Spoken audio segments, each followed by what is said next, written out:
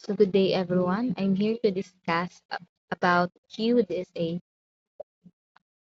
So QDSA is a fundamental concept in computer science used for storing and managing data na specific order. So ang kaning Q is nagfollow siya principles of first in first out, which is FIFO, where the first element added to the queue is the first one to be removed. So ang kung kinsa to'y una mo in sa element mo to siya ang una ma-remove or mo out. Then it is used as a buffer in a computer system where we have speeds mismatch between two devices that communicate with each other. Like for example, ang CPU keyboard, ba? Then Q is also used in operating system algorithm like CPU scheduling and memory management and many standards algorithm like RED, first search graph, level ordered traversal of tree. Then here are the queue operations.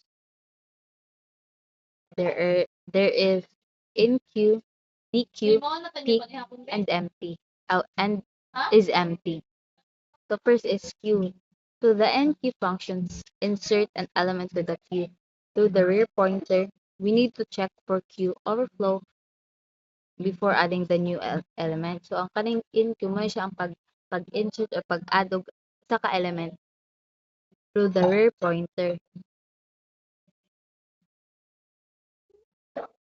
So we need to check una sa overflow before pag-add sa new element. Then ang DQ function removes an element from the front of the queue through the front pointer. So ang DQ kay mo na siya ang pag-remove sa element sa front using through the front pointer. So we need to check for the queue underflow condition before trying to dequeue the front element.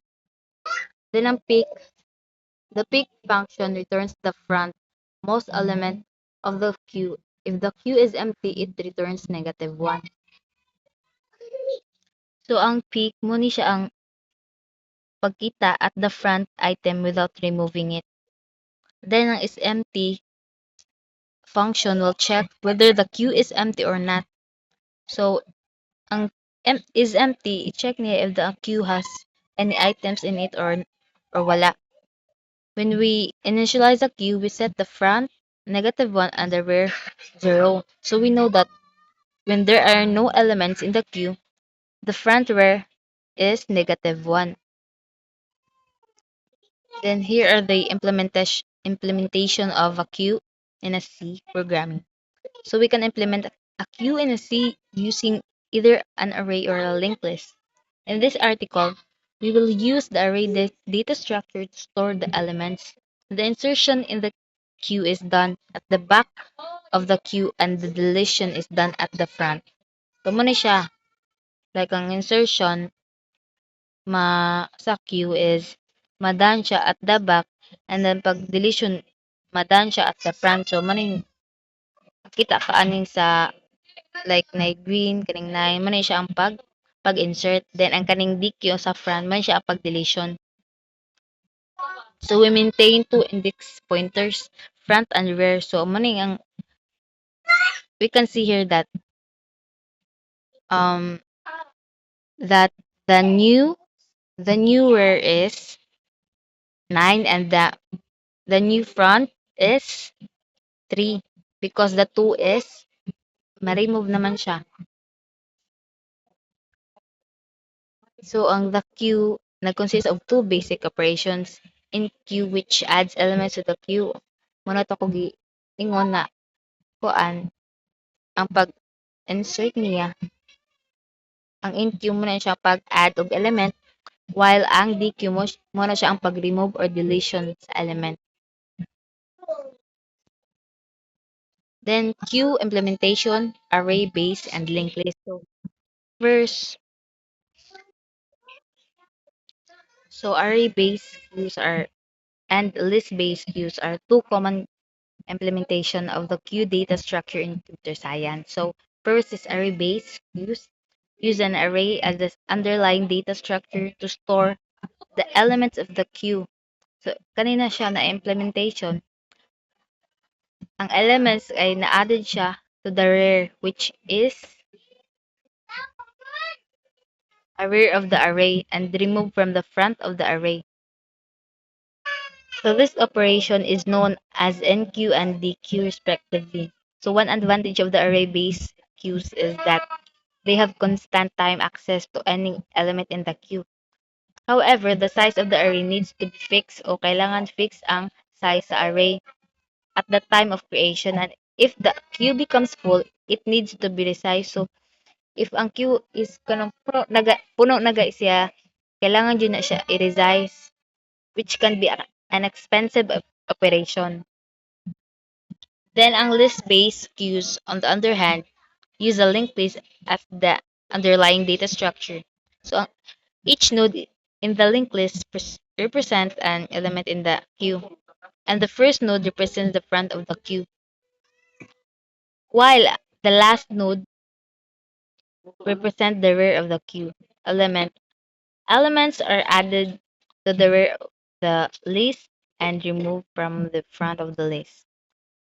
List-based queues do not have a fixed size o ang list list-based queues kay wala siya fixed na size kontra sa array-based and can grow dynamically, but accessing elements in the middle of the list can be slower than in array-based queues. So mas but kanang sa list-based kung mo-access ka sa element in the sa middle, kuan siya mo slower siya than the array.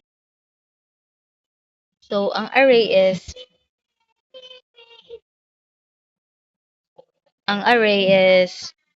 fast to access anyone in the line, but the line has a maximum length, while ang list based, the line can grow as long as needed, but slower to check people in the middle. So both array based and list based queues have their advantages and disadvantages, and their choice depends on the specific needs of the application. So circular queues and priority queues.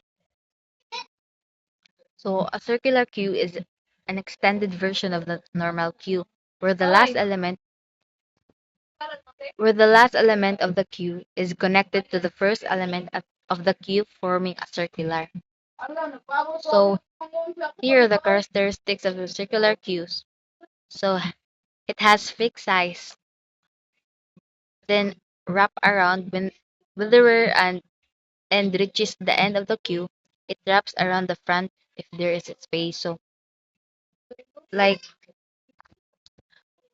when ni-reach na ka sa end, you look back to the start, then efficient use of space by reusing vacant slots. Circular queues prevent wastage of memories that occurs in linear queues. So kaning circular queues kay makasave siya og space because pwede man ka maka-reuse sa empty spot at the beginning. So ang kaning circular queues kay nag nagamit ni siya og FIFO, which is first in, first out.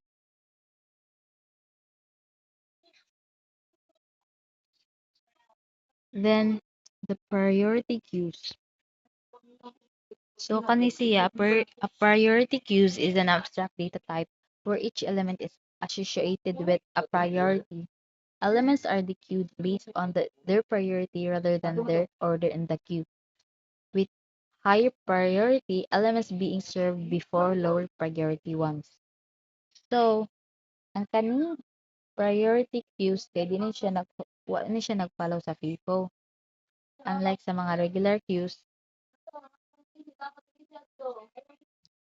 ang priority queues kay di na siya regular line. It's like an emergency room where seeker patients get treated first, regardless of when they arrive. People with higher priority skip ahead. So, ang priority queues kay kon siya dynamic size. So, mag-change iyang size when ang elements na added or removed. Then, efficient operations like insertion, deletion, and access to the highest priority element are optimized, often implemented in O, log, and time using hips. Application and use cases of queues. So queues have various applications across different domains. Some common application and use cases includes job scheduling, buffering, breadth first search, simulations, print spooling. So job scheduling. So queues are used for scheduling tasks, jobs, or process in the operating system. So ang job queues and task management system. Then buffering, queues are utilized to buffer incoming requests, mga messages, or mga packets sa networking protocols, ensuring na the orderly processing. Then breadth first search, an algorithm used for graph traversal, employs queues to visit neighboring nodes in a breadth first manner. Then simulation. So queues are used to simulate real-world scenarios such as waiting lines at the bank, traffic signals, or event handling system. Then print spooling.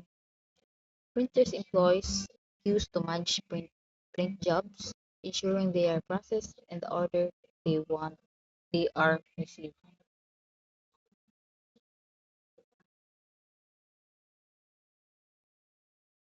Priority queue.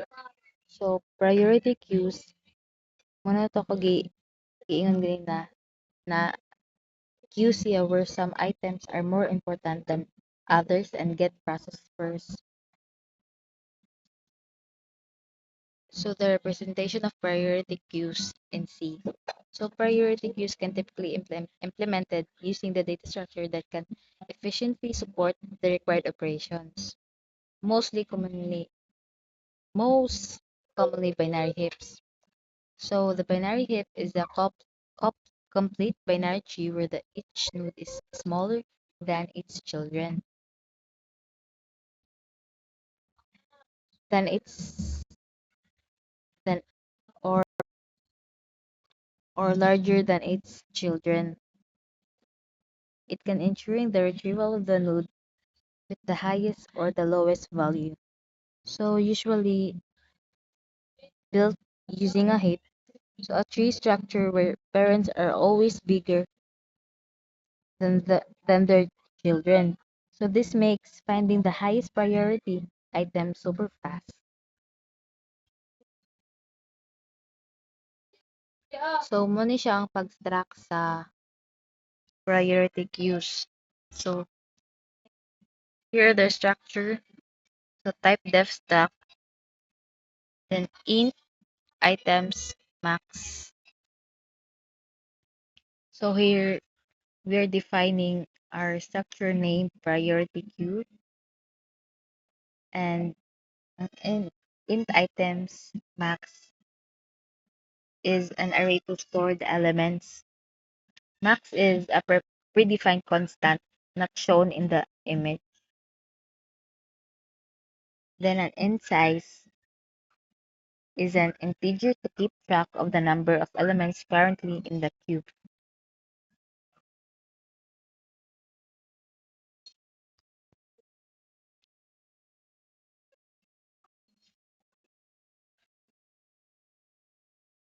So, ang enqueue operation, muna itong pag-iingon ganina, na ang enqueue is mag-add siya element to end of the heap, then merge store the heap property by the comparing the added element with its parent, then continues this process of the heap until the correct position is found or root is reached.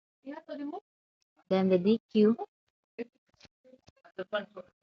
muna siya ang pag-remove and pag-return sa element with the highest max or minimum value in the respective heaps.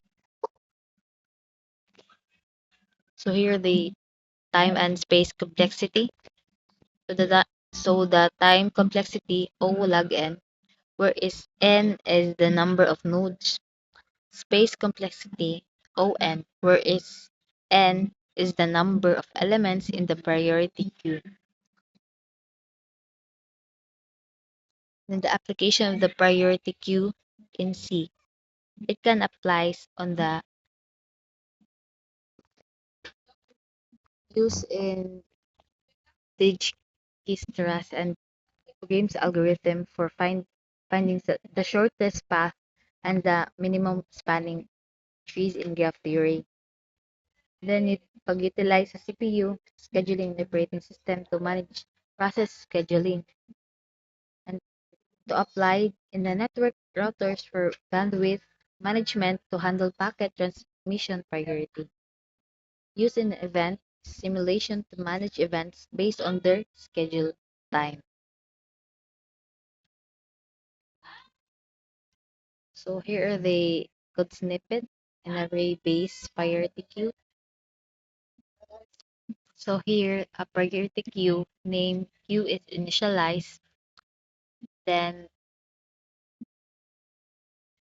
queue.size equals to 0. So ang size nato is equals to 0.